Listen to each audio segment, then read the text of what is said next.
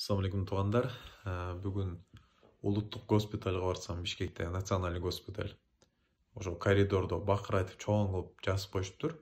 Коррупцияга каршы кандай иш кылыш керек, кандай иш жүргүзүп жаткандарынчы, кайсы телефондорго кайрылыш керек. Азыр мына могу видеонун уланысында азыр бүт айтып берейин деп атам. Атайын тартып койдум. Түшүндүрүп берем азыр.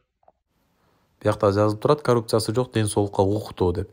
Акысыз мына дарыланууга, операция жасоого, дарыларды жүргүзүүгө, наркоз, жандандыруу, реанимация ушунун баары бекер экен да. Эгерде сиз коррупцияга кабылып калган болсоңуз, төмөнкү телефон номерлерине байланышып, чалып, бизге билдирүү таштап коюңуздар деп атат.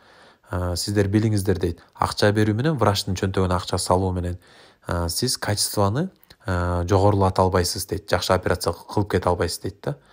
Ошону бүт ачык айкын жазып койгон экен. Чоң больницанын ичинде коридордо эки чоң плакат кылып. Ошон үчүн ушул видео менен башкалар менен бөлүшүңүздөр. Эл билсин, алданбайлы, бекер акчаны бере бербейли. Мына туугандар ушундай экен. Менин максатым, биякта колунда жок адамдар бар. Кыйналып келген, айылдан келгендер бар. Керкилер Кудай өзгөчүсүн кредит ала калып, жан сакташ керек да, эметкендер бар. Анан өзүңүздөр көрдүңүздөр, бекер экен. Бир аз өзлөрү айткан бааны палатага да бирденке айтып калса, через касса аркылуу төлөйт экенсиз, болду.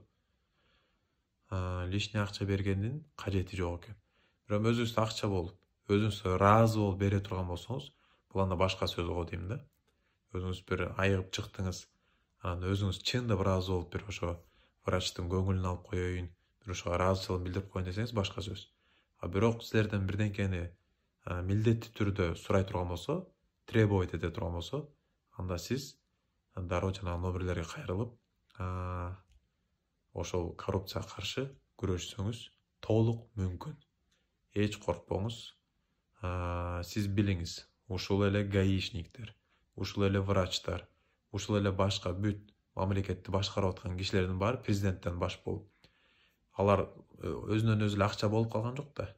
Алар ушу биз налог төлөп атабыз, кармап атышат, биздин мамлекеттеги гендерди, кумтөр жана башка ушул сыяктуу нерселерди иштетип, анан ошол жактан бюджетке акча чогултуп, анан ошондон өзлөрүнө айлык бөлүп берип атышат да.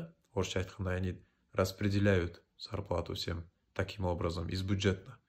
Ошон үчүн биз ошол биздин акчабызга жашап атабыз да, баарыбыз эле өзүбүз мындай кругооборот. Ошон үчүн эч тартынбаңыздар. Бирок дагы бир жолу айтып коеюн, өзүңүз ыраазы болсоңуз, анда башка сөз.